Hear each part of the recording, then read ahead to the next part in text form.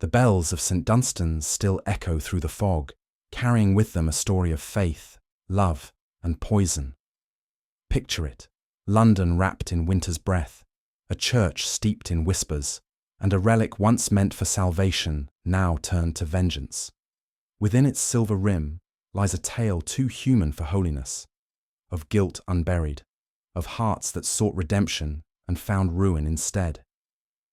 Tonight, we return to the age of candlelight and confession, where every truth costs dearly, and every silence hides a sin. Before the mystery begins, tell me, where in the world are you listening from, and what hour has found you there? The city sleeps, but our story stirs beneath its veil. The air grows colder, the bells are tolling once more, and the tale of the affair of the poisoned chalice begins. It was Holmes's whim, as so many of our curious adventures began.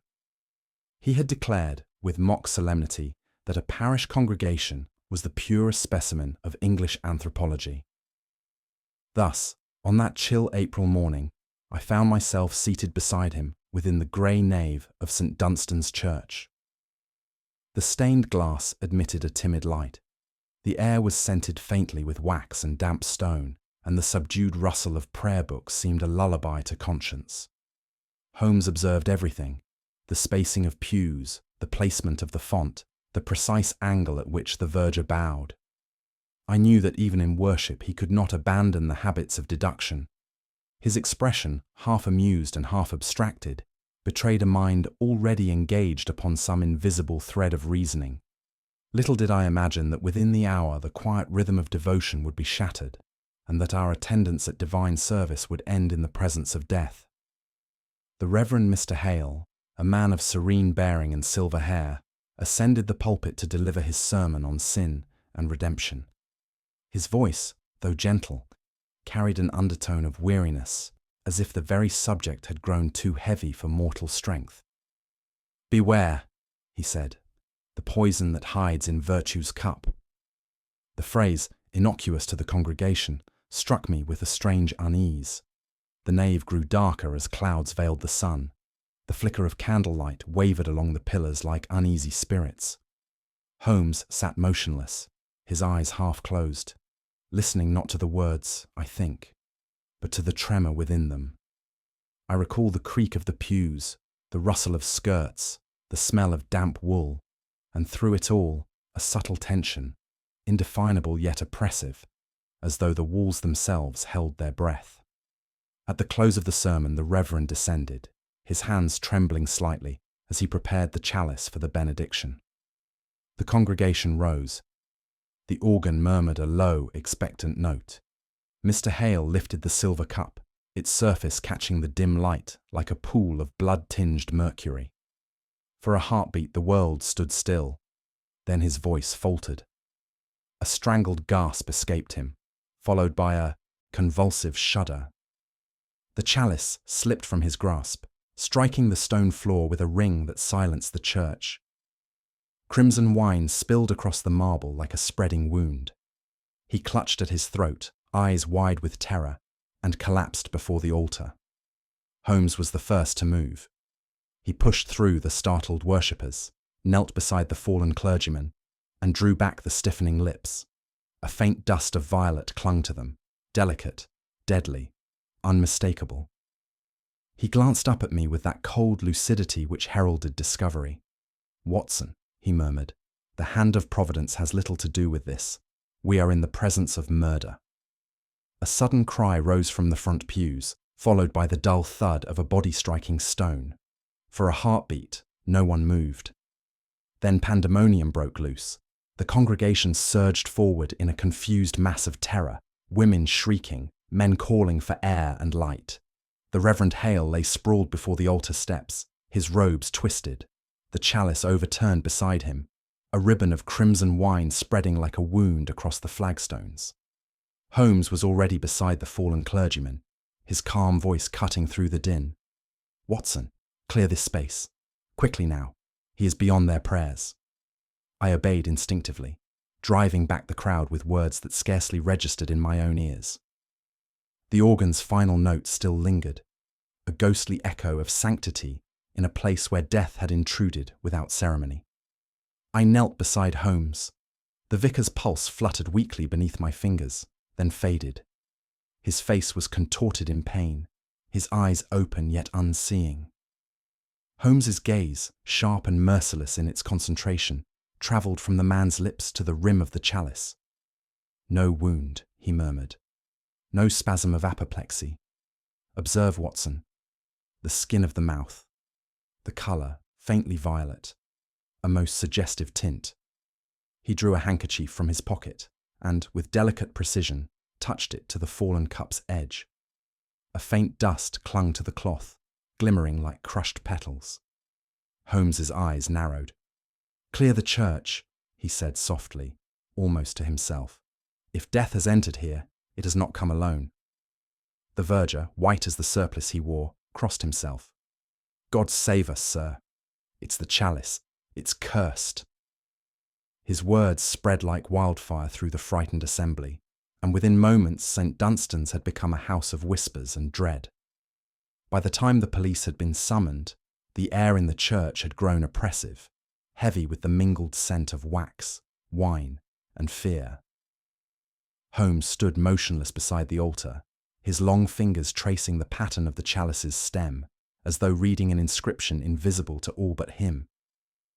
I watched the faint violet stain at the corner of the Reverend's mouth deepen against the pallor of death.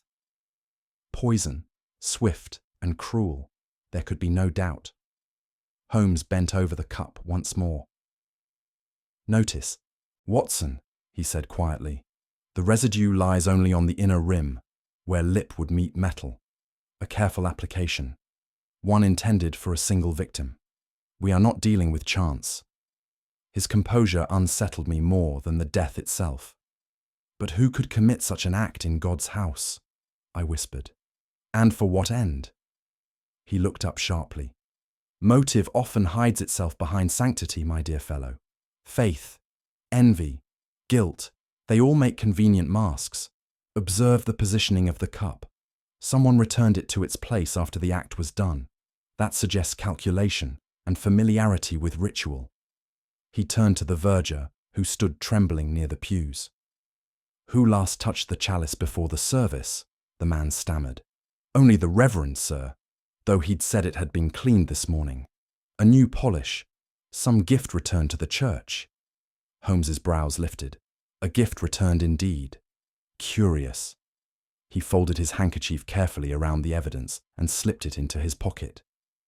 "You see, Watson, even the most sacred vessels may carry more than grace within them." The church emptied slowly, leaving behind an uneasy silence broken only by the echo of departing footsteps.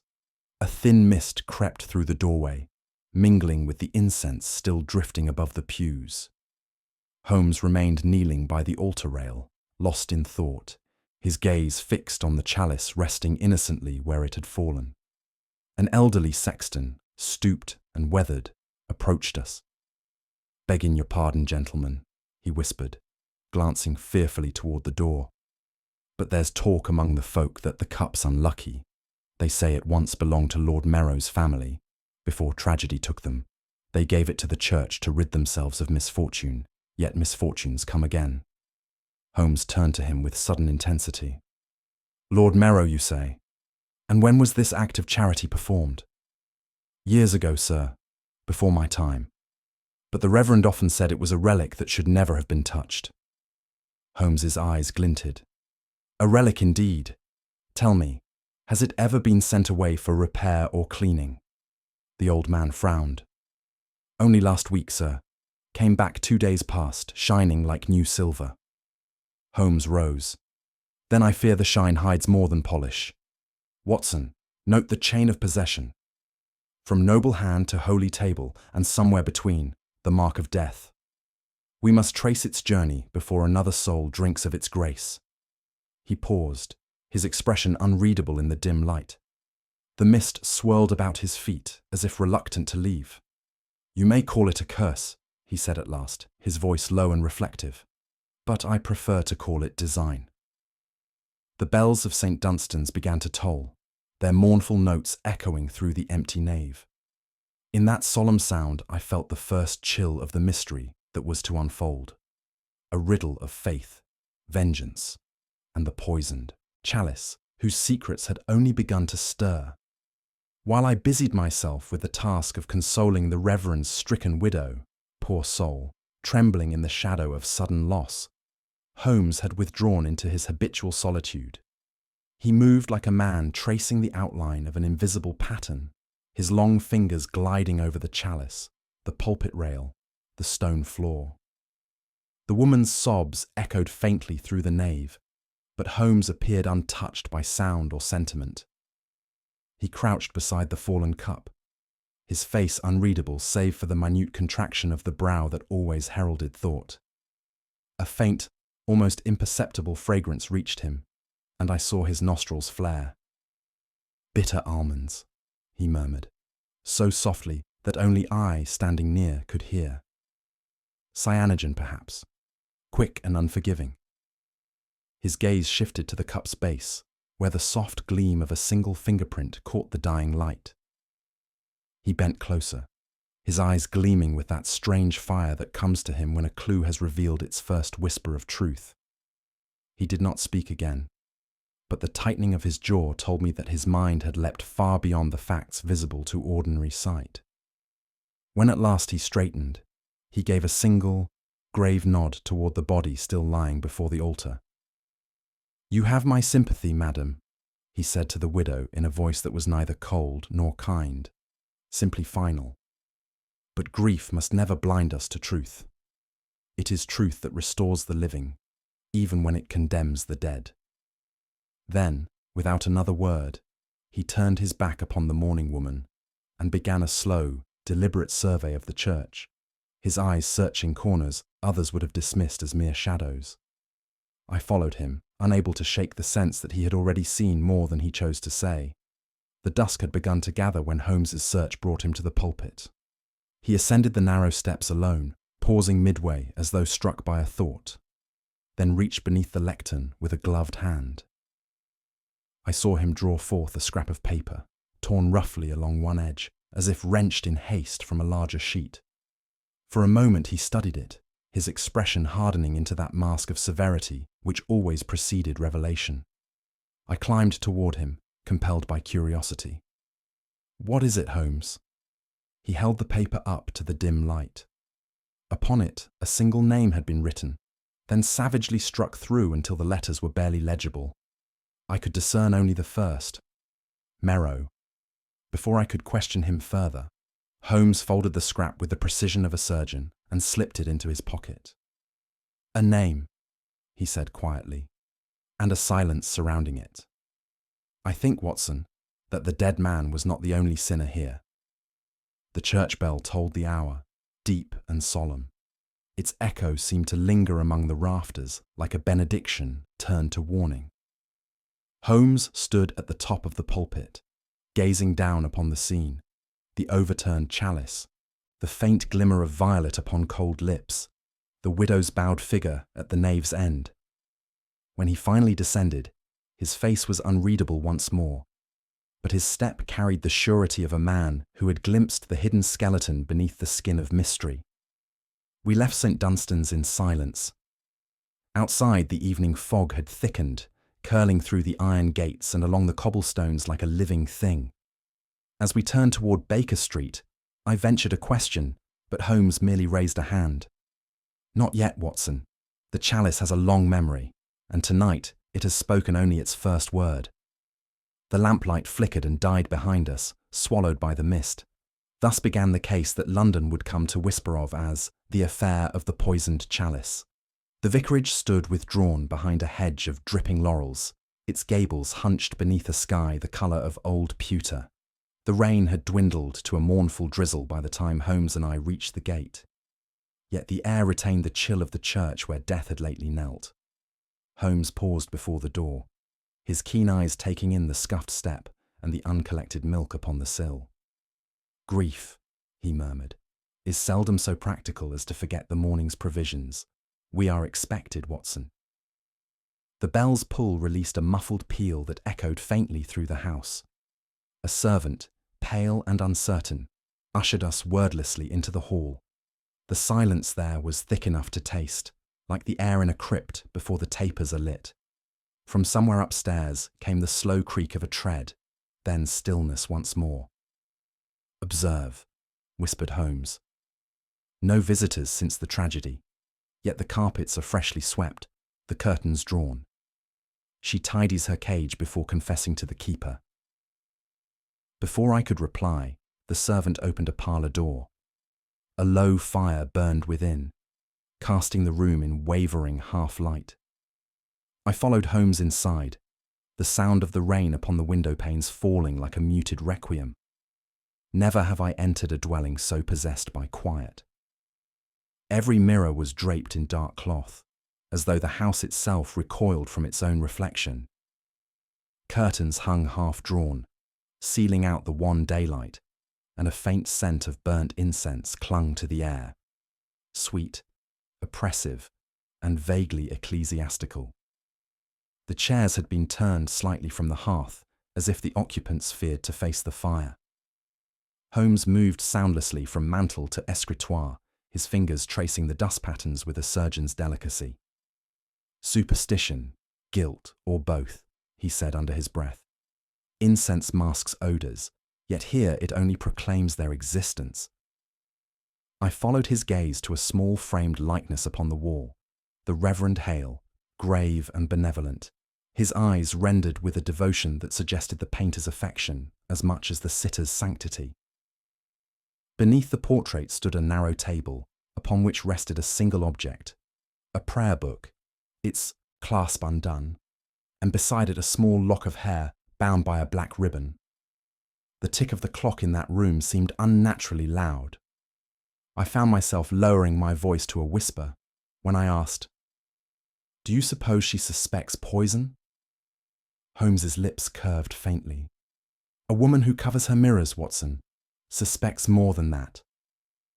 At that moment, the door opened softly, and the widow of St. Dunstan's entered. Mrs. Hale was a woman of delicate frame, her face drawn pale with sleeplessness, though her eyes were dry and strangely steady. She greeted us with mechanical courtesy, her hands twisting a lace handkerchief whose edge had already begun to fray. "You are Mr. Holmes, I believe," she said in a low voice. "The verger told me you were there." Holmes bowed with that grave gentleness he reserves for the bereaved. "Your husband's death bears the semblance of mischance," he said. "Yet mischance seldom leaves the marks it did upon his lips." A flicker, fear, denial perhaps, crossed her face. "You believe it was intentional?" "I believe," said Holmes quietly, "that your husband's cup was not filled by heaven." She sank into a chair, the composure of habit struggling against the tremor of guilt or terror. "He was not a wicked man," she whispered, "but he had enemies, people who thought his faith was too severe, his sermons too harsh. There were letters, dreadful letters." Holmes leaned forward, his voice soft but unyielding. "Letters can wound deeper than any blade. You still have them?" She hesitated, then nodded toward a small desk near the window, in the drawer, beneath the Psalms. Her eyes met his at last, desperate yet pleading. "Mr. Holmes, I beg you, if sin has found him even in death, let it end with him. The church must not suffer scandal." Holmes regarded her a moment longer, and in his gaze there was neither pity nor judgment, only the cold appraisal of a mind assembling truth from fragments of human weakness. "Scandal is not my quarry, madam," he said. "I hunt only the hand that writes unseen." At his quiet bidding, I opened the drawer she had indicated. There, bound by twine, lay a sheaf of letters, each upon thick cream-tinted paper, the script elegant and precise. The words were unsigned, yet their venom was unmistakable. "You preach of purity," one read, "but your chalice holds the dregs of deceit. Confess before the altar, lest the curse return to claim its own." Another bore a single phrase repeated thrice: "The sin that was buried shall rise." Holmes spread the letters upon the desk like cards in a game only he could play. He examined the ink, the folds, the margins. "The hand is identical in every case," he observed. "Notice the measured slant of the script. The writer restrains passion beneath formality. A woman, perhaps, of education and injury." Mrs. Hale clasped her hands tightly.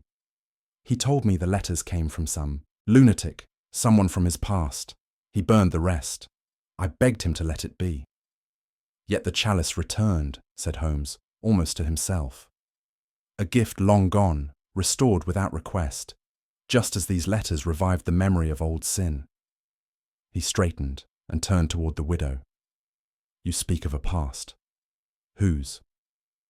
Her answer faltered upon a whisper. "There was a family, once connected with the church, the Merrows of Hampstead. There was a scandal, long ago. My husband had counselled them. I do not know more." Holmes's eyes shone with the faint light of discovery. "You know enough, madam, though not, perhaps, all that your conscience would tell you.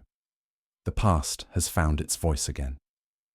He gathered the letters into his pocket, bowed with austere courtesy, and said as we took our leave, "Come, Watson. We go next where the ink first dried." As we stepped back into the rain, I felt the oppressive stillness of that house lingering upon me. The scent of incense, the covered mirrors, and the widow's haunted gaze. Somewhere behind those curtains, grief was not the only guest abiding. Mrs. Hale's trembling hand rested upon the arm of her chair as she spoke. Her voice, low and uneven, wove a tale that seemed to draw the very warmth from the room. "The chalice," she began, "was never meant to return to St. Dunstan's. It was once the property of the Merrow family of Hampstead, a name that once stood for honour, though tragedy reduced it to whispers and shame. My husband, he testified in a matter that destroyed them." Holmes sat forward slightly, his eyes fixed not upon her face, but upon the locked box beside the bed, its brass clasp dulled with age. "Destroyed them, madam," he repeated gently. "Through righteousness or necessity." Her gaze flickered toward the fire. "He acted for the truth," she said after a pause. "But the truth is not always merciful. Lord Merrow's sister died soon after the scandal. They said it was grief. The family withdrew from society, and in time even their servants left. It was last month that the chalice came back, delivered by hand, with no note, no name. My husband believed it an offering of peace." Holmes's fingers steepled beneath his chin. "Peace, Mrs. Hale, rarely travels in silence." His tone held no accusation, yet its weight seemed to draw the widow's eyes downward. "A relic returned after decades, on the eve of its owner's death. There is no harmony in that. Did your husband mention how it was sent?" She shook her head, a faint shiver passing through her. "Only that it was polished, as though newly wrought. He placed it upon the altar himself." Holmes inclined his head, though his attention never wavered from the box. "Then we must accept, for now, that what was once buried by conscience has chosen to rise again." Holmes's questions, so softly spoken, began to tighten their circle around her. "Your husband received these letters, and shortly thereafter, this gift. Tell me, madam, did he recognize the hand that wrote to him?" Her composure cracked for the first time. "He said he did not." "But you doubt it?" She hesitated. "He feared they came from one who still bore him ill will. There are always those who resent the righteous." Holmes's gaze sharpened. "Or those who resent judgment. You mentioned Lord Merrow. He yet lives, does he not?" A tremor ran through her fingers. I believe so, but he is a recluse. My husband had not spoken of him in years." "Yet when I spoke his name just now, you looked toward the stairs," Holmes said quietly, as though fearing that someone might overhear. Her lips parted, but no answer came. Holmes rose slowly, his eyes drifting once more toward the locked box. "I thank you, Mrs. Hale. Grief often confuses memory. Should you recall any further detail concerning the chalice's return, You will send word to Baker Street." She nodded, pale as the lace at her collar. As we took our leave, I caught Holmes's expression, cold, reflective, as if the pattern of guilt were already taking shape before him. At the threshold, Holmes paused. "One moment, Watson," he murmured, and turned back toward the bedside. The widow had turned her face away, overcome at last by exhaustion or despair.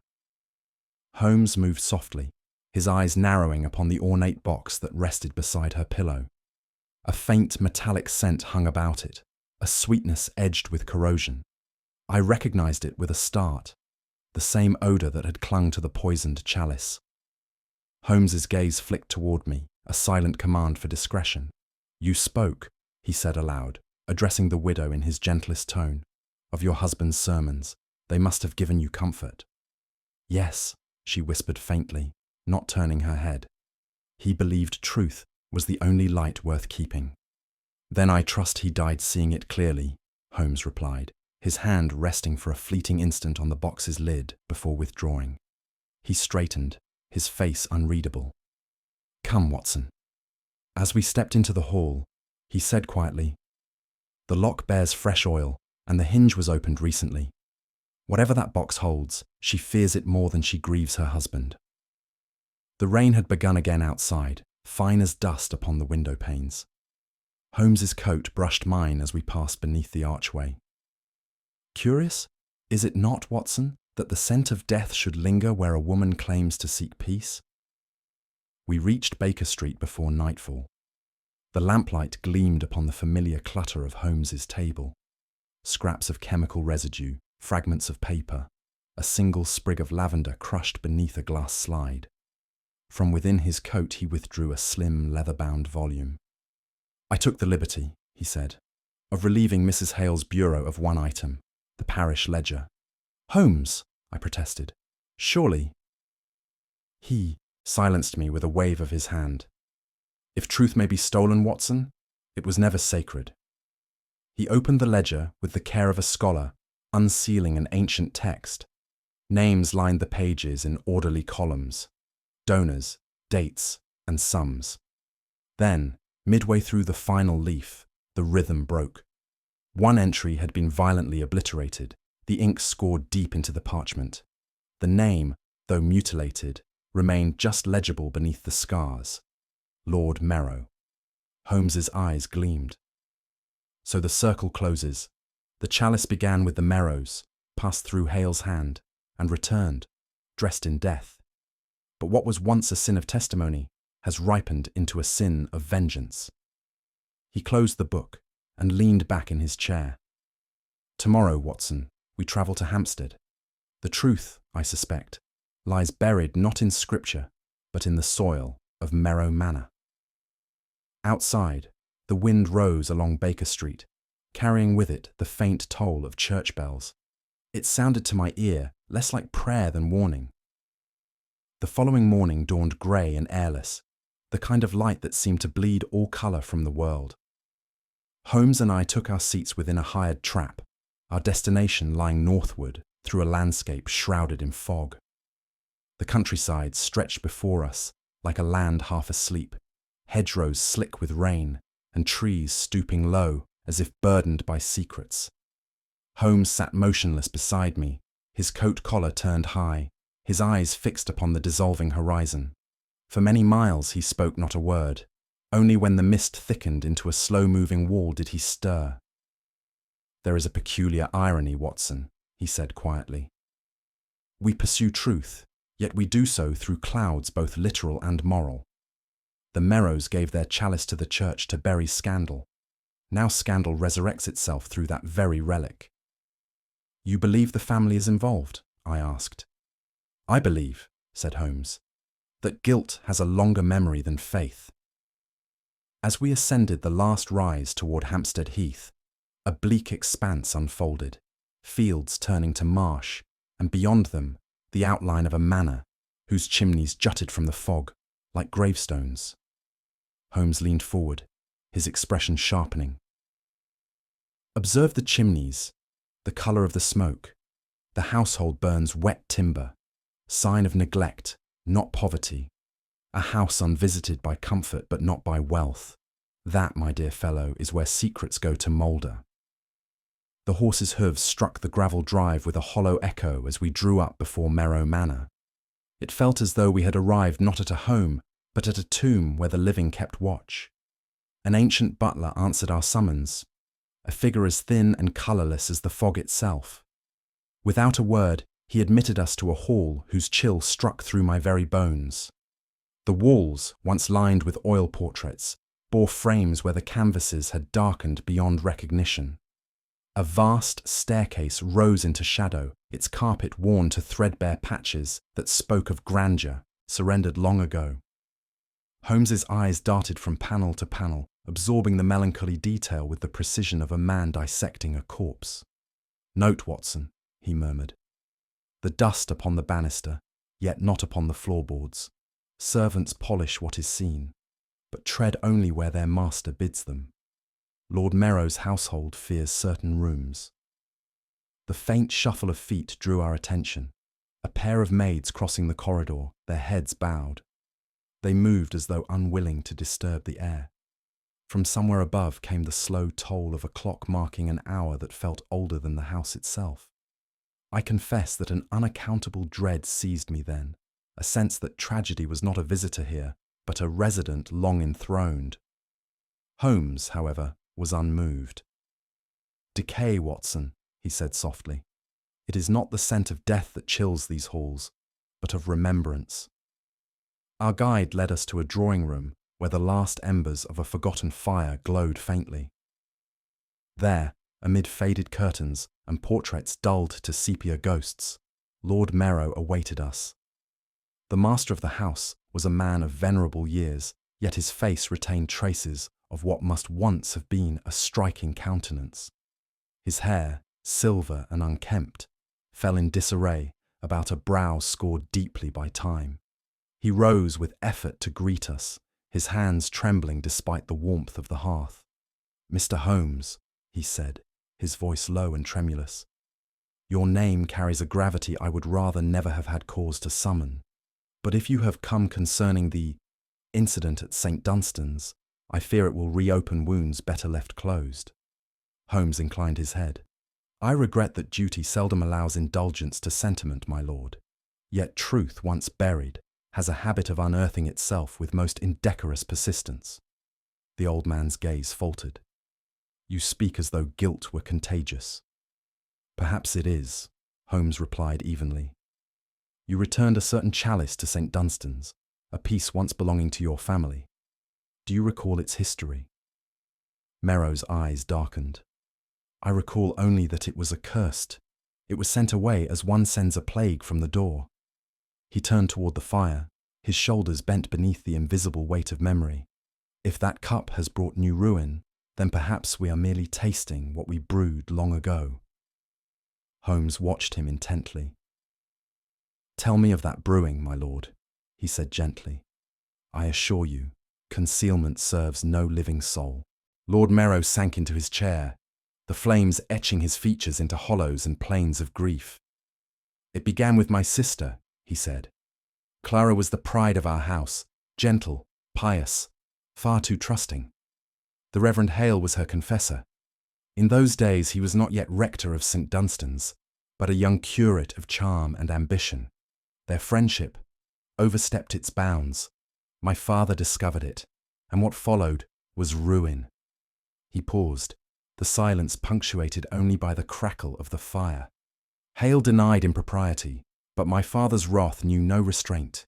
He brought the matter before the bishop, and Hale's reputation was all but destroyed. Yet it was Clara who paid the heavier price. She took ill within the month and died. Her last words were of forgiveness. The scandal consumed us. I swore to cleanse our name, to restore peace to her memory. The chalice, once hers, was sent to the church as our atonement." Holmes's gaze never left him. And yet forgiveness, once offered, was never received. Merrow looked up sharply. "What do you mean?" "Your gift was meant to bury guilt," Holmes said, his tone cold and precise. But such gifts are like coins placed upon the eyes of the dead. They buy only silence, not absolution. Someone has taken that silence and turned it into a weapon. A tremor passed through the old man's frame. You think someone sought vengeance for my sister? I think, said Holmes, rising, that vengeance often masquerades as justice, and somewhere between the two lies your family's secret. Tell me, my lord, who else remains beneath this roof? Merrow's answer came in a whisper. Only my butler and one other, my sister's companion in youth, Miss Lydia Vane. She tends the chapel still. Holmes glanced toward the door. Then, Watson, we must speak with Miss Vane. The past, it seems, has found its voice. The fire hissed as though in answer, and the room's faint warmth faded once more into the chill of the forgotten. As Lord Merrow's voice faltered into silence, I found my gaze drawn to the vast corridor beyond the drawing-room. The fading light of the afternoon filtered through tall windows, casting long spectral lines upon the panelled walls. There, midway along the passage, hung a single portrait, its colours dulled by dust, its frame cracked with age. I approached almost unconsciously, compelled by something familiar in the figure it portrayed. The woman's face, though time had dimmed its vitality, still bore traces of beauty, a grave, luminous beauty that lingered like a melancholy note. About her neck hung a slender chain, from which depended a small gold pendant, wrought in the shape of a cross entwined with a vine. The design caught my breath, for it was the very emblem I had seen engraved upon the Reverend Hale's ring, the same that had glinted upon his stiffened hand before the altar. Holmes, I murmured, look here. Do you see it? The likeness. Good heavens, she might have been Mrs. Hale's double. He joined me silently, his keen gaze absorbing every detail. Indeed, he said at length, and not merely in countenance. The resemblance suggests more than coincidence. It suggests lineage or imitation. The Reverend Watson was a man of sentiment as well as faith. It appears sentiment has a way of repeating itself. Lord Merrow had risen, leaning heavily upon his cane. His eyes followed ours to the portrait, and his expression tightened. My sister, he said, voice hollow. She died 30 years ago. We keep her likeness out of duty, not affection. Some wounds do not heal, they calcify. Holmes inclined his head gravely. Then I must beg your indulgence, my lord, to visit your chapel below. I believe the dead have been speaking in this house for some time, and I intend to hear them clearly. The butler, a man named Graves, whose name suited him too well, guided us down a narrow stair at the rear of the manor. The air grew colder with each step, thick with the scent of stone and mildew. Our way was lit only by a single taper that flickered in the draught like a dying conscience. The stairs ended in a small arched chamber, no more than a family vault, long sealed. Stone slabs lined the walls, many unmarked, and upon one rested a scatter of rusted objects, a candlestick, a rosary, and the shattered remains of a wooden coffer. Dust clung to every surface like a shroud. Holmes advanced at once to the centre, where the remains of some recent disturbance drew his eye. Observe, Watson, he said quietly. The dust displaced in circular pattern, perhaps by the base of a chalice. And here, the ash of paper half burnt. Our culprit has sought to destroy, but not entirely to conceal. I stooped beside him and lifted a charred scrap from the floor. The ink had bled into the fibres, yet a few words remained discernible. Forgive me. Her name, never meant. Holmes took it from me, his eyes narrowing. This was written in haste. The fire consumed what the writer feared might outlive them. His gaze wandered to a cracked stone at the base of the wall. With a swift motion, he pried it loose, revealing a cavity within which lay a small packet bound in faded ribbon. He untied it carefully, and a folded sheet emerged, yellowed, brittle, and unsealed. An act of confession, he murmured, and I think our bridge between the dead and the living.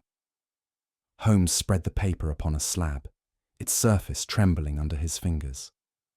The handwriting was delicate yet unsteady. A woman's hand, perhaps, bearing the date of a single month after Clara Merrow's death. The words, though marred by blot and tear, retained their dreadful clarity. He swore his love was pure, yet his vows were to another. I am undone, and he walks absolved. Let heaven forgive him if it can. I cannot. My blood and my name are both his ruin and my own. The cup shall pass between us. Once more, then all shall be equal in its taste. Holmes read in silence, his face devoid of triumph or surprise. There is a pattern, Watson, he said softly, almost to himself. The chalice, first as token of devotion, then as instrument of punishment.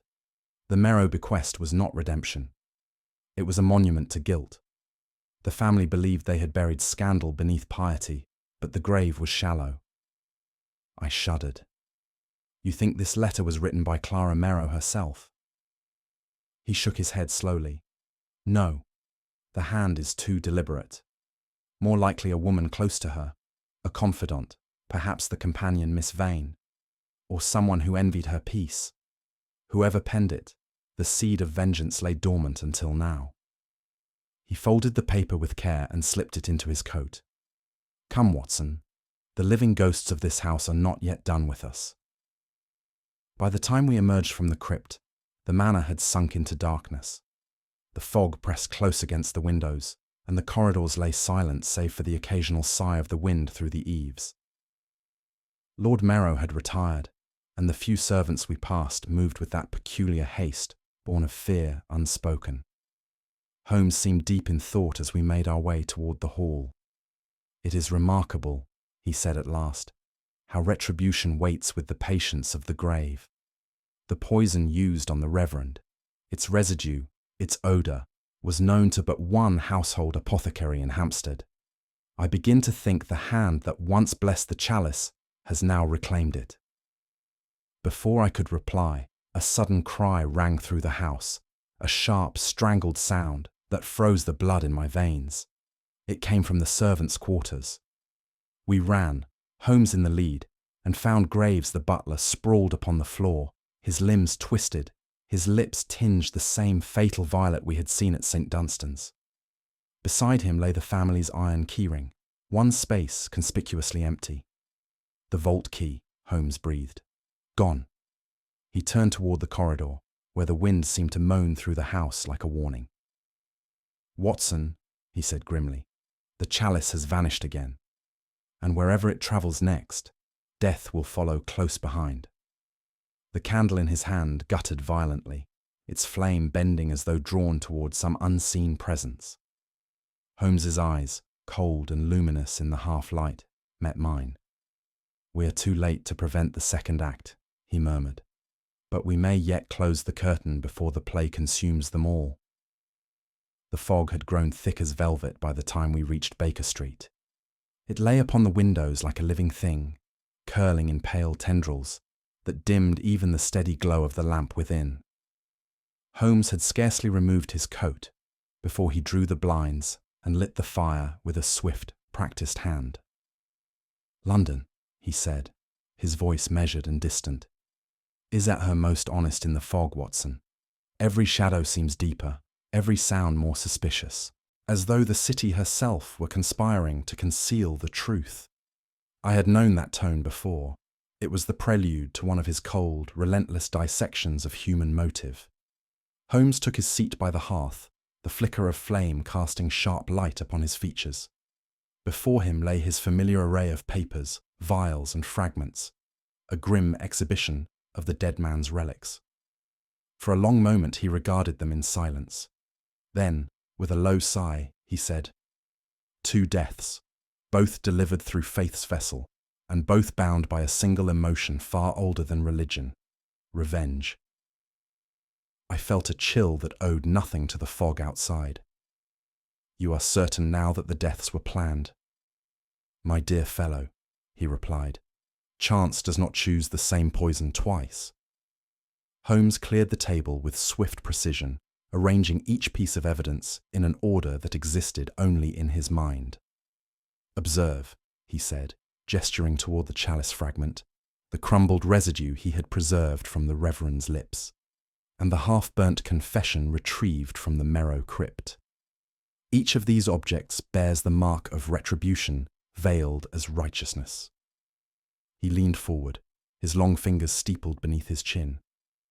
The Reverend Hale wronged the Merrow family through his testimony, yet believed himself sanctified in doing so. The family, in turn, sought absolution through the chalice, that same symbol now turned into a weapon. Retribution disguised as devotion. Each act conceals a sermon of its own. He paused to light his pipe, and the blue haze mingled with the fog pressing against the window. "But look closer, Watson. The poison was administered through ritual during the act of communion itself. That choice was no accident. It speaks of a mind steeped in moral justification. A hand that kills but believes it cleanses," I said quietly. "You mean the murderer believed it was justice?" "Justice," Holmes repeated, his eyes flashing. "No, penance, the most dangerous of motives, for it wears the mask of virtue." He reached for a sheet of paper, upon which he had drawn a series of overlapping loops, circles that represented each figure in this tragedy. The widow, the nobleman, the companion, and the priest, all tied by faith, guilt, and deceit. "And now, Watson, we must discover which of these hands learned to forge not only letters, but sin itself." Holmes produced several sheets from his case, the anonymous letters that had tormented the late Reverend and the confession found in the crypt. He spread them beneath the lamplight, his magnifying glass gliding slowly across the pages like an eye of judgment. "The hand, as you see, is feminine," he said, "but the writer takes great pains to appear otherwise. Note here the curvature of the airs, the deliberate suppression of flourish, and the faint tremor where the pen pauses before certain letters. That tremor, Watson, is the tremor of deceit." I bent closer, tracing the uneven strokes. "It is the same in both sets of writing," I exclaimed. "Precisely," said Holmes, his voice low but charged, "and yet not identical. The confession was written by one who knew the author of the letters intimately. She imitated her, perhaps to frame her, or perhaps to conceal her own torment. But in either case, the forgery was intentional." He sat back, folding his hands.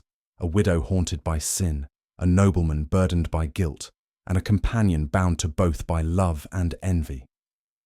Somewhere among them lies the true author of these words, and of the deaths that followed." "Holmes," I murmured, "if the widow wrote them, she deceived even herself." He smiled faintly, though without warmth. "My dear Watson, self-deception is the only forgery that never fades." His gaze turned once more toward the fog-cloaked window. "But before we condemn, let us test the ink, for even the pen confesses what the soul conceals." Holmes rose and crossed to his laboratory table, where an array of flasks, powders, and glass slides awaited. The faint clink of metal filled the silence as he began to work, his movements exact and unhurried. He mixed a trace of the violet residue with several reagents, each turning the solution through a spectrum of hues, from lilac to deep indigo to black. I watched in fascination as he held the final sample up to the light.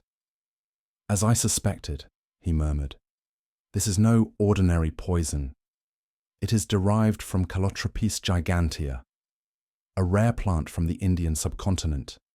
Its tincture produces paralysis of the heart, but only when ingested in precise measure. A miscalculation would leave the victim convulsed, not still. Our killer knew the science of dosage and of mercy." "Mercy?" I repeated in disbelief. "Yes. Death came without struggle, without spectacle. It was a quiet punishment, a sermon in silence. Whoever administered it possessed both knowledge and intent, Watson, and that narrows the field." He set the vial down gently. "Few in London could prepare such a compound. Fewer still would know its spiritual irony, for this very toxin was once used by certain ascetics in India as a ritual of purification, to purge sin by surrendering to death. I felt the hairs on my neck rise. Then the killer believed they were purging the Reverend's soul. Holmes regarded the dark window where the fog pressed like an unspoken truth. Perhaps, Watson. Or perhaps they sought only to cleanse their own. He turned abruptly, his face lit by the fire's glow. There remains but one question. Who, in this tangle of faith and deceit, possessed both the poison and the will? The answer, I think, lies not in Hampstead, but in what the Reverend took to his grave. The fire crackled sharply, and Holmes's shadow stretched long across the floor, as though the fog itself were listening. The following evening, as the fog coiled once more about Baker Street, Holmes sat motionless in his chair, his fingers steepled and his eyes fixed upon the hearth. The silence in the room was oppressive, the kind of silence that comes not from peace, but from thought sharpened to the edge of revelation. "At last, Watson," he murmured, "the pattern resolves itself. The chalice, the letters, the confession, they form no curse, but a tragedy. Every act of faith in this affair was merely a disguise for love. Wounded, desperate, and at last vindictive." He gestured toward the fragments laid before him. A woman loved where she should not. A man sinned where he was most revered. And those who sought to atone did so not through prayer, but through poison. The Reverend's sermons were hymns of repentance for sins he never confessed aloud. The Merrow bequest was an apology masquerading as charity. Yet the hand that struck them both, that hand believed itself righteous. "Then it was the widow?" I asked. Holmes shook his head slowly. "No, Watson. Mrs. Hale was but a shadow moving through grief, a puppet whose strings were pulled by someone nearer the heart of the old scandal. The letters, the confession, the chalice itself, all crafted to enact a moral drama in which guilt would destroy guilt. Only one mind in that circle had both the knowledge and the need, one who loved Clara Merrow, pitied the Reverend, and loathed herself for both." His voice fell to a murmur. It was love that killed them, not hatred. Love denied its proper course until it curdled into sanctimony. There, my dear Watson, lies the most terrible poison of all. He rose, his eyes kindling with grim purpose. "We return to Hampstead tonight. The fog will do us a service. It conceals both truth and pursuit. And in that house, beneath the stones, waits the last act of this cruel liturgy." It was near midnight when our cab left us before the gates of Merrow Manor. The fog lay thick upon the grounds, smothering the hedges and statues until the estate appeared as a phantom adrift in its own graveyard. Not a light stirred in any window. Only the faint whisper of the wind passed through the trees like a dying breath. Holmes walked ahead with soundless precision, his lantern shielded. "Mark me, Watson," he said under his breath. "Our adversary believes the circle complete. 2 dead, 1 confession found, and a tale neatly closed. But guilt seldom sleeps when solitude calls." We reached the rear of the house where the path descended toward the old crypt. The iron gate, which had been locked on our last visit, now stood ajar. Holmes's expression hardened. "The dead have visitors, it seems," he murmured. We descended. The air grew cold and heavy, each breath tasting of earth and time. Holmes's light fell upon the dust. 2 sets of footprints, one ours, and another, smaller, leading inward. At the far end of the vault, the stone slab had been moved aside, and the gleam of silver caught the light. The chalice resting upon the altar once more. Holmes drew a slow breath. "The stage is set," he said softly, "and the curtain, I think, is about to rise." A faint rustle echoed through the chamber. From the shadows emerged a slender figure, Miss Lydia Vane, her face pale as marble, her eyes bright with feverish light. She clutched the edge of the altar as if it were all that held her to life. "Why have you come?" she whispered. "Can you not let the dead alone? Holmes's voice was gentle but firm. "Because the dead, Miss Vane, have been speaking through you.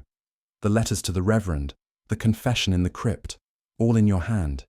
You loved Clara Merrow. When she died, you swore to avenge her ruin. You poisoned the chalice sent back to the church, believing the Reverend's death would redeem her memory.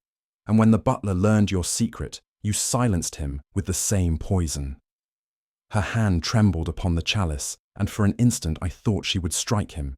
Instead, she gave a broken laugh. "Redeem! No, Mr. Holmes. I meant to remind him, to make him remember what he took. But God help me, when I saw him fall, I felt no joy, only the same hollow emptiness that took her." Holmes stepped closer, his tone almost compassionate. "You forged her confession to bear your own guilt, hoping death might finish the lie she could not. Yet the truth, Miss Vane, has no grave deep enough." Her eyes glistened. "Then let it die with me." Before we could move, she lifted the chalice in both hands. The silver caught the lantern's glow, trembling like liquid fire. "This," she said softly, "was meant for sinners. I am merely giving it its purpose." "Miss Vane, no!" I cried, but Holmes raised his hand, a gesture not of indifference but of understanding. "She has chosen her own verdict, Watson," he said quietly. She drank, her eyes never leaving Holmes's face. A moment later, her body swayed. The chalice slipped from her grasp, striking the stone floor with a sound that echoed like the tolling of a bell. She sank slowly, her features serene, as though she had found at last the peace she had long pursued in vain. Holmes bent over her still form, his expression unreadable. "A mind too fine for deceit," he murmured, "and yet destroyed by the illusion of righteousness.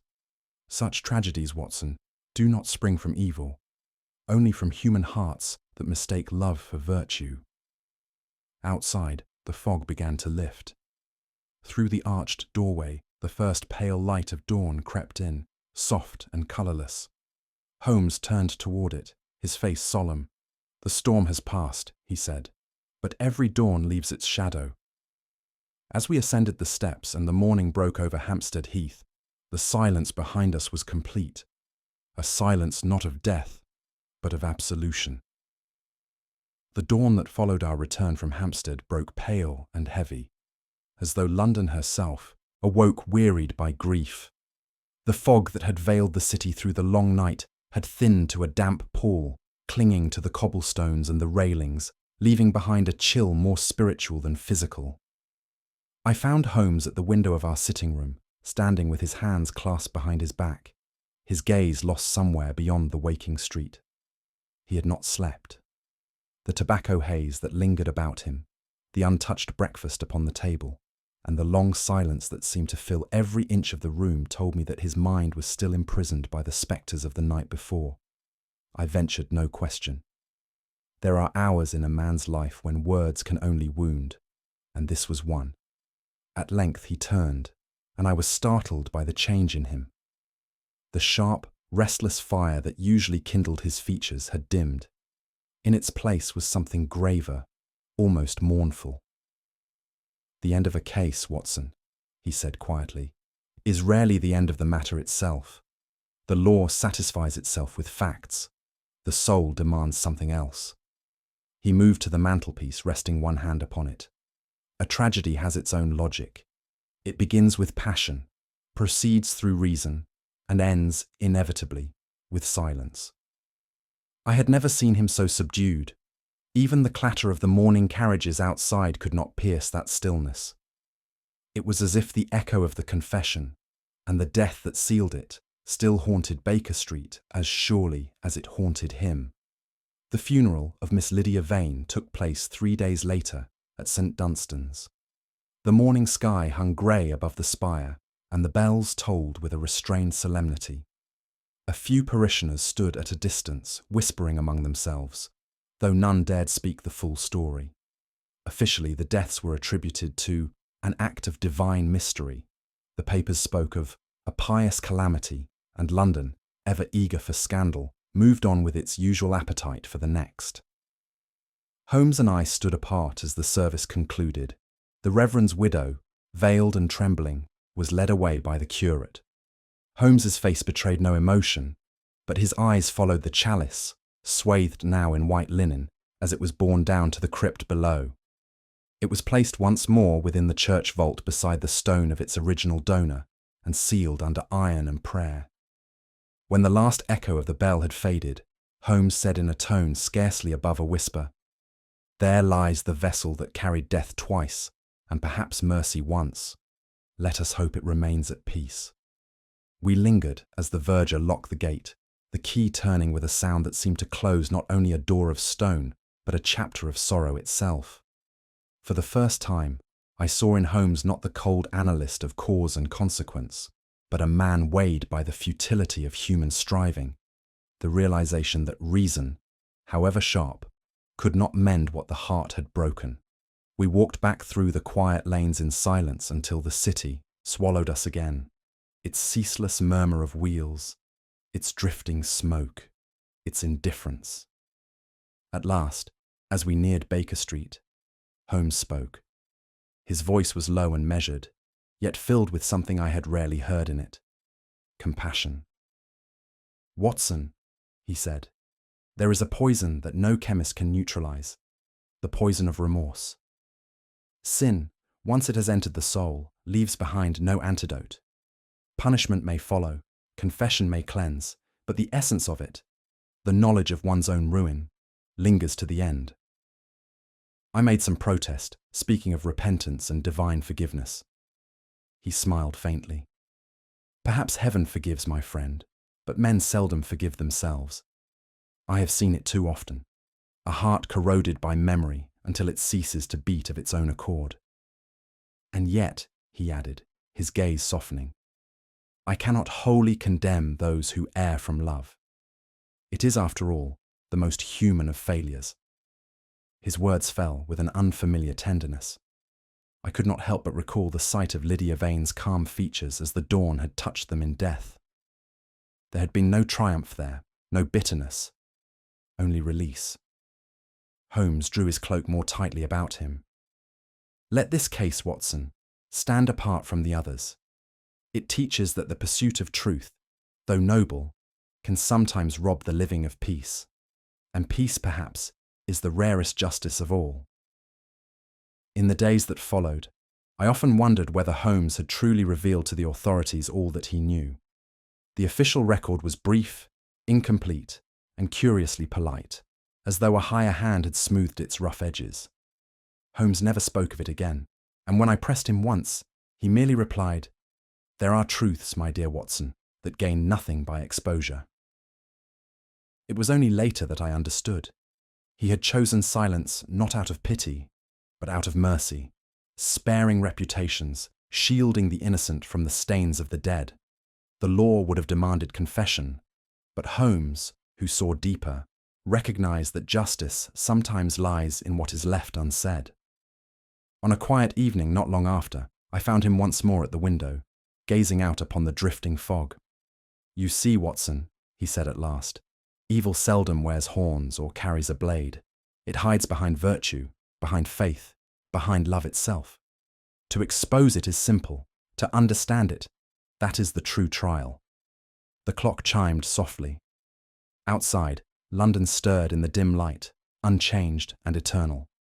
Holmes turned from the window, his eyes shadowed yet calm. "Come, Watson," he said. "There is nothing more to be done. The living must learn to walk again among the ghosts they have created." And with that, he seated himself once more before the fire, the smoke rising between us like the veil of the past, thin, elusive, and impossible to lift. The bells of St. Dunstan's had ceased their tolling by the time we stepped out into the pale winter light. The air was sharp with frost, yet still held the faint, heavy scent of candle wax and incense that seemed to cling to us long after the service had ended. Holmes walked ahead of me, his coat drawn close, his stride deliberate but unhurried, the stride of a man who carries not victory, but burden. We paused upon the church steps. Behind us, the great doors shut with a slow, sonorous finality, that seemed less a sound than a judgment. I turned to look back once more at the dim nave beyond the glass. The altar now bare, the vault sealed, the chalice hidden once again in its tomb of stone and linen. Holmes's gaze lingered there longer than mine. His eyes, normally so alive with calculation, appeared shadowed by something deeper. Not thought, but remembrance. "There are some relics, Watson," he said at last, his voice low, "that ought never be disturbed. The hand of man may polish them, the mind may seek their meaning, but the heart, the heart knows better. Some relics are best left untouched, for they remember." The words seemed to hang in the still air, like the dying echo of a hymn. I thought then not only of the chalice and its tragic history, but of the people it had outlived, their guilt, their love, their ruin, all bound within that single vessel. Perhaps Holmes was right. Objects too carry the weight of sin. Perhaps even they never quite forget the hands that use them. As we turned away, the faint chime of the hour drifted through the fog. Neither benediction nor farewell, but something in between. Holmes said nothing more, and I knew better than to speak. The silence between us was eloquent enough. It was several days later when the matter resurfaced in the quiet of our rooms at Baker Street. Morning sunlight slanted through the blinds, thin and cold, illuminating the breakfast table strewn with newspapers and unopened correspondence. Holmes sat opposite me, reading absently, his mind clearly elsewhere. Presently, he reached for a small envelope that had been delivered by the first post. It bore no return address, only our London district scrawled in an unfamiliar hand. He opened it without comment and withdrew a single scrap of paper, torn along one edge, its surface mottled by a faint violet stain. It was a fragment of scripture. The verse, though incomplete, was legible enough. "For whatever is hidden shall be revealed, and whatever is concealed shall come to light." No signature, no explanation, only that, and the faint perfume of something bitter-sweet lingering upon the parchment. Holmes studied it for a long while. Then, with a quiet motion, he folded it twice and placed it in his pocket. His expression did not change, yet something indefinable passed over him. A momentary shadow, the ghost of understanding. I longed to ask who had sent it, or what meaning he drew from it, but his eyes, when they met mine, forestalled any question. "Leave it, Watson," he said softly. "Some prayers are answered only in silence." And so I did. The case of the poisoned chalice was never mentioned again in his presence. Yet sometimes, when the fog curls thick against our window panes and the city bells toll distantly through the dusk, I think of that torn scripture and of the violet stain that would not fade. It was, perhaps, a benediction after all, though one written in sorrow, not in ink. As we sat by the fire that evening, the fog still pressing faintly against the window panes, Holmes leaned back in his chair, his expression one of quiet fatigue rather than triumph.